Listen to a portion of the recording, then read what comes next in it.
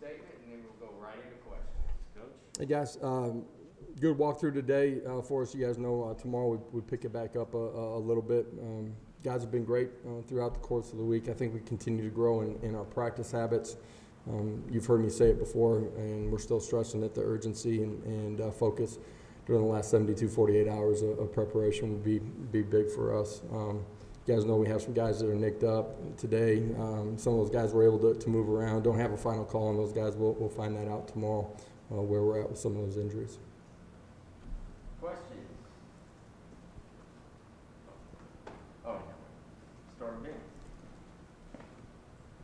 again. Justin, talking to some of the guys, some guys just seem perturbed that they lost that game, and it seemed to be a little bit of a motivating factor. How do you prefer that balance between guys really hating to lose, but then also keeping things in perspective?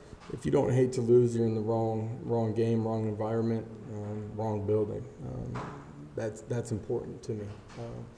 It's important that we take ownership of the things that we certainly can control, could have controlled last week. Everybody wants to and is going to try during the course of the game, but your habits all lead up to it. We've gotten better. We're not where we need to be, but I think that ownership's really important. I said it earlier this week, that, or maybe on my radio show last night, that I've seen some leaders start to take a more vocal and active role in some position groups, and I think that's important too. Go to the back. Who are some of those vocal leaders that you that stuck out to you? I don't want to get into just a couple of guys. There's been a couple guys on offense, a couple guys on defense that, to me, are starting to thrust themselves forward, or did this week. I'd like to see it more consistently before I just start commenting on that publicly. Rob? Coach, Missouri's been really, really good on third down. What has kind of led to that success? I think the top of the SEC. Yeah, so, some of it is the third down situations that they've been in. They do a good job of running the football, and you're in manageable situations there. I think their running back's a big part of it, their ability to use him in the pass game and find mismatches. Quarterbacks played consistent too, and their protection up front's been really pretty solid as well. You put all those pieces together, you got a chance to be highly successful on third downs.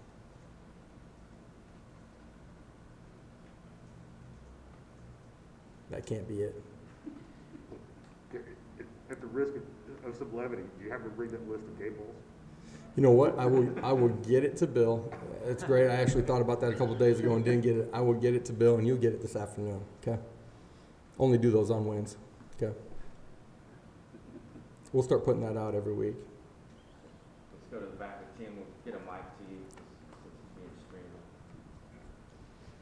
Coach, I know you mentioned the injuries and you're not ready to make a decision, but quarterback position, I got to ask, do you know who's going to start on Saturday? Geronimo, our team physician, will make that decision here tomorrow. Didn't think I'd get out of here without that question. Coach, Missouri's pass rush, they've been really good. I think 13 sacks in 4 games. You guys struggled a little bit that way against Florida. How big of a concern is that? Big part of the game. It's big being able to protect your quarterback, in particular on third downs, but normal downs too, first and second down. That is, the sacks put you in really long yardage situations when they happen on normal downs. But it's also part of the field position game too, and changing the way the game's played when the other side of the football goes out on the field.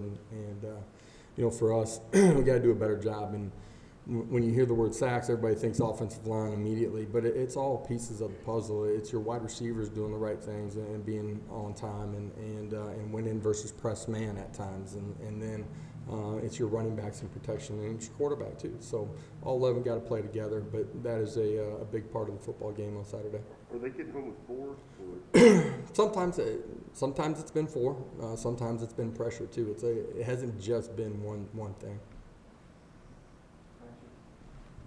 Coach, you talked about Missouri being good on third down on offense. What do you guys need to do on defense to be better on third down and get off the field more frequently?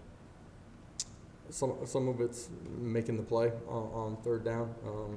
want to be in longer yardage, and then you got to win some of those one-on-ones and get yourself off the field. Part of that is tackling on first and second down to change the way of the game. It's played on third down too.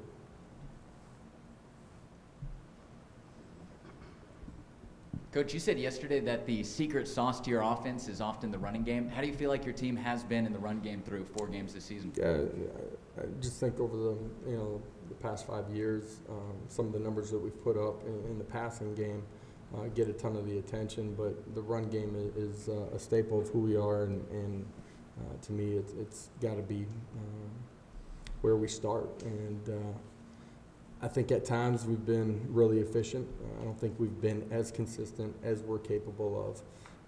Some of that's just execution. Some of that's running backs pressing the line of scrimmage, understanding the scheme versus the front, and having their eyes on the right spot to read it the right spot and get to the open grass. Some of it's been our personnel being moved around and just not being as efficient as we're capable of up front.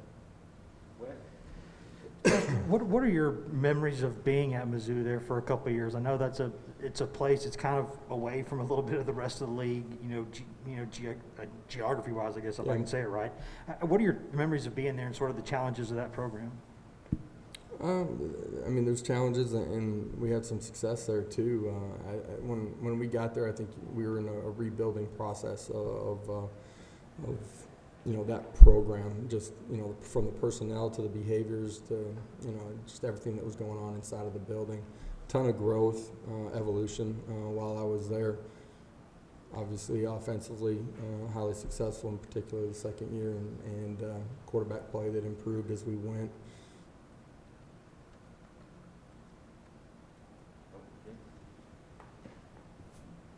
Two things. Oftentimes, I guess programs have guest speakers, whether it's VFLs or anything like that. Any recent speakers to the team that you guys have had? Haven't had anybody. Okay. No. And then obviously, there in the passing game, there's decisions for the quarterback on where to go with the football and reads and things like that. Talk about how your wide receivers have handled some of those options to make sure they're getting into the right route to help the quarterback. I think we've seen steady growth. We're not where we need to be. Or where we want to be, but we have seen growth over the last 4 weeks. They got to understand man zone, be able to run versus man, and shut it down in the zone. Quarterback's got to be able to read it out the same way too, and there's just a level of efficiency that we can be better at. There's some really positive things from the other night. There's growth. Just not enough of it. This week will be a huge part of that too. Last 2 questions, Jake and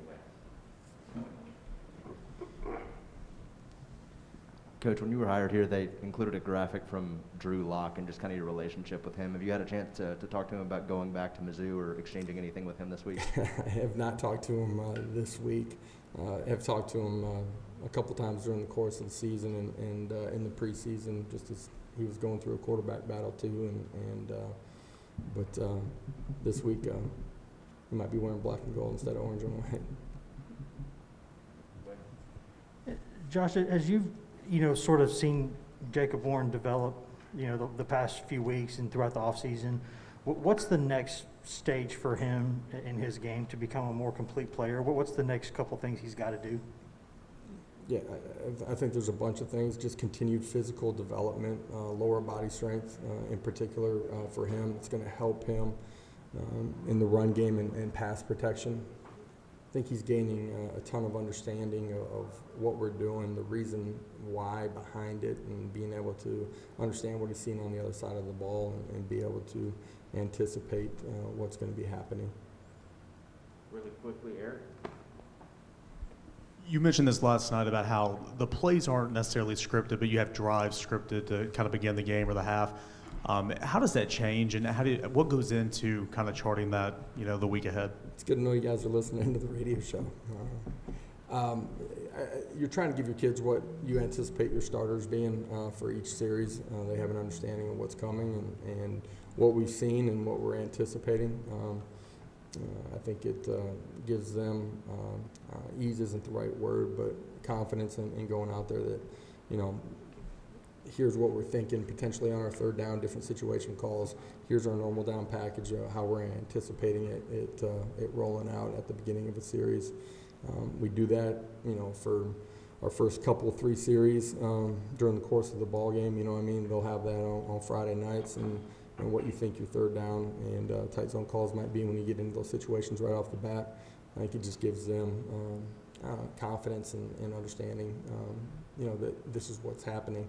As you come off and make adjustments based on what you're seeing, and there's a bunch of things that may be different from front to coverage to, pressures, and you're able to get that adjustments made between the course of the drive and then move on to the next one.